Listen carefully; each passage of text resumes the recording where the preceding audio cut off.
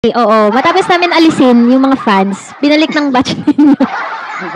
So, paano? Nagkaroon ka ba ng mga parang throwback moments na in a way, feeling mo na-inspired din si Caitlyn na mag-improve, na, alam mo yun, kasi parang nag-build din kayo ng winning tradition which also nadala ninyo sa Chocomucho nung magkasama na kayo. Parang nung pumasok kasi ako sa Chocomucho ate, parang iba. Kasi nanibago ako kasi 4 years ba naman ako sa beach. Pero, ang masasabi ko lang when it comes to that, parang ipinapakita ko lang talaga kung paano ako magtrabaho, paano ako maglaro, paano ako makikitungo when it comes pagpitpitan ng tawag nito, parang Crucial, ganyan. oo, crucial yung ganun. And pinapakita ko lang din yung kung paano talaga ako kagigil, manalo, or yung gusto ko makuha to, yung ganon. Pinapakita ko sa kanila yan. And yun lang. Yung panalo kasi bonus na lang kasi naniniwala naman kasi ako if yung teammates, yung team na yon, pag gustong manalo, mananalo talaga. And yun nga, 'di ba? Pag may nananalo, mas ginusto ng team na yun. So ganun lang yung yung tingin ko. Very relevant nga dun sa sa eager at saka sa fighter kasi more than the physical improvement niyo, yung mga skills, talagang character ng team. Ang laki talaga ng ng pinagbago. And a lot of those improvements, of course, people credit Coach Dante. Kasi, syempre, it's not easy naman na mag-train na, kumbaga, buuin ang isang team na all-star, di ba? Kasi, ano yan, common yan sa sports na sabi nga nila, kapag ka all-star, mas mahirap kasi may mga kanya-kanya na sila mga ways, ganyan. Pero si Coach Dante, I think he's used to that kind of environment, lalo na nagko-coach ng national team. Pero men's Pero kayo, ano ba yung mga observation niyo or how do you guys adapt to Coach Dante and his system na masasabi niyong effective talaga? Ikaw, Mads, kasi parang, ikaw yung mas matagal kay Sisi sa Chocomucho. So, na-experience mo din talaga yung different style sa coaching, ganyan. Syempre, si Coach O, it's a different story din na you guys had your own milestones with Coach O. Pero I guess, different look na si Chocomucho now with Coach Dante. Well, I think Coach Dante coming into the team is a fresh start din talaga. Kasi, medyo hindi na gumagana nung before Like, marami ng pinangahawakan na nag-champion kami dati. Kaya stick tayo dito. So, honestly, for both parties, like Coach Olingal in Petrogas and in Chocomucho with Coach Dante. So, parang it's good for both parties na nag-separate ways na rin. And yung kay Coach Dante naman, parang gradual yung pag-introduce niya sa amin. So, hindi kami nabigla agad na, ganito pala yung sistema niya. Parang dinadahan-dahan. Actually, until now, di pa niya na-open talaga sa amin yung system niya talaga. But slowly but surely, inaano niya talaga. Tanggap niya muna sa amin kung ano dapat muna tanggapin sa system until mag-introduce ulit siya ng bago.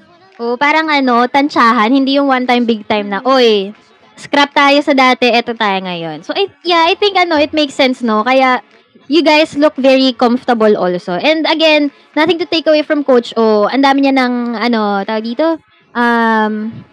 Achievements under his belt. Pero, alam naman niya ng mga sports fans na ang coaching, even coaching, hiyangan din yan di ba? Ang dami magaling na coach, tapos, depende sa team, lalo na si Coach O, ang background niya din mostly men's volleyball So, si Coach Dante, I think yun yung nag-work naman sa kanya. Yung sinabi nga ni Maddie, which ngayon ko lang yung nalaman na gradual pala. Kasi ang thinking ko, ay, bagong coach, bugs new system. So, I think, nagpipay off yung ganong, pagtansya niya. Kasi, iba talaga kapag men's, no, ang approach talaga. Pag women's, mga balat sibuyas tayo, ganyan, dapat, lang, tansya-tansya lang. Ate Jem, para may idadagdag ka, Ate Jem. Halika dito.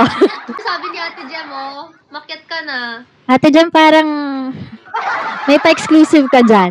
Pero basta pag nag 500k, alam nyo na yan. Easy mag-English, guys. Hanggang December. Ako na po magda-drop. Hanggang December mag-English si Sisi kapag ginawa niyang 500k ito. Ayan. Okay, ito naman, speaking of improvements, sino para sa inyo ang most improved para sa team?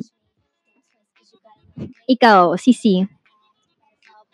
Ako si Dina. Tsaka si Kate. Ako sila din yung top 2 ko. Ikaw, Mad. Kasi Tang. Kasi nagkaroon ng Ay. Tang.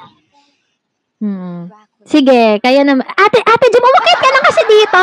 Kung gusto mo maka-off cam ka lang para may chika lang tayo dito. Panindigan na natin tong ube trio. Ayan. Pero ikaw, Sisi, sige, improvement ni Caitlyn and ni Dina. Umpisa natin kay Dina. Si Dina, kahit marami na yung informations na nakukuha niya coming from us and kay Coach Dante, ina-apply niya pa rin kahit minsan nalolos siya kung ano yung gusto niyang play ibigay. Pero yung decoy na yung paghatak ng isang blocker sa kalaban, malaking bagay yun eh. And nagagawa niya yun. And si Katie naman, yung confidence niya sa atake niya. Kasi minsan kasi si Kate kasi parang dati nakikita ko dati sa kanya. Wala siyang variety. Ngayon meron na. So, yan na. Saka iba na rin yung vibe ni Caitlyn. Parang hindi na siya baby girl ngayon, no? Parang na siya. Pag naglaro siya, alam mo yung pagtingin mo siya, alam niya na yung ginagawa niya talaga na no hesitation, kumbaga. Ikaw naman, Mads. Most improved mo and why? Actually, same ako kay Sisi. And with Tang. So, si Dina, si Kate, and si Tang yung sa akin. Si Tang, ano nakita mong sa kanya? Improvement? Nag-step up lang talaga siya for me. Lalo na nung BTV kasi si ate din, hindi siya 100% eh. So, super na-appreciate ko na andun din si Tang. Kasi, hindi lang yung depensa receive yung, yung contribution niya. She's also a leader in a way in terms of the movement inside the court. Hindi man siya vocal na leader, pero yung mga sigaw niya na akin na, yung mga gano'n, nakakatulong yan kasi paminsan matahimik kami sa loob so wala talaga nag-iingay. So, naging leader din si Tang in a way. So, ayun. At saka yung kumbaga energy. Pag may Tang, tas may Sisi, parang sasabog. True daw, ang ingay daw ni Tang. Diba? At saka si Tang, matagal naman na siyang magaling talaga. I guess, dito sa pro, iba na kasi labanan dito eh. Super limited slots. And it's really a matter of resiliency. Yung kapag binunot ka, ready ka. Diba? So, yan. Yan na ang buhay ng mga pro ngayon. Lorraine, thank you so much po. More guests, guys. Okay, so since we're talking about who's who, laruin na rin natin. So, ganito yung gagawin natin. I'll ask a question. Tapos, bibilang ako ng 3. And then, sabay niyong sabihin yung answer ninyo. Tingnan natin kung gaano ka-strong ang Bisaya connection. Kung pareho kayo ng sagot, mga ganyan. Ano naman to? Basic lang naman to. Ito parang alam... Dalawa, ate. Kayong dalawa lang. Mali ko naman makilala yung mga teammates. To? Yung sagot ninyo yung lang. Sinong teammate? Ganyan. Dahil napuwing ako. Wait lang. Okay. Sino ang, parang alam na namin sagot dito. Sino ang pinaka maingay? 3, 2, 1. Sisi. Hindi na siya sumagot. Alam niya na rin. Ayan. Si Sisi. Okay. Non-explanatory na to. Ito next. Ate Jem, parang gusto ko rin malaman yung mga sagot mo eh. Ayaw po umakyat eh. Type po na lang dyan sa baba. Okay. Sino ang pinaka topakin? 3, 2, 1, go. Maika or Duki? Ha? Topak? Oo. Oo. Uy, Sisi, hindi mo naman sa bilang. Seconds lang, Day. 30 minutes? Wala pa akong natupakan, wala pa. Di niya naabutan. Wala pa. Siguro mga next year, sagutin ko yan.